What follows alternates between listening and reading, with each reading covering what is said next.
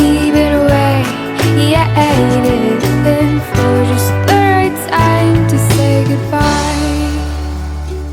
Successful recordings of songs are great at communicating emotions from the top down.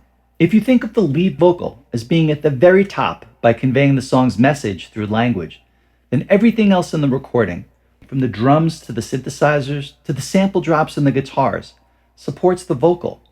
When this is done effectively, the recording becomes more than the sum of its parts, and your brain will respond by processing the song at many levels at once. This is why it feels awesome to listen to a great recording over and over again. In this series of videos on vocal production, I will teach you how to work with vocalists and vocal recordings throughout the recording process.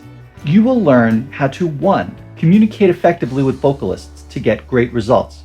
2. Warm up your vocalist. 3. Choose the right microphones and tweak your room. 4. Record lead vocals methodically to achieve an artistic vision. 5. Compile the lead vocals into the best possible performance. 6. Record background vocals and create vocal harmonies. 7. Use plugins and hardware effects to fix flaws and enhance your vocals. 8. Mix the vocals to achieve the highest artistry and greatest emotional impact in the song.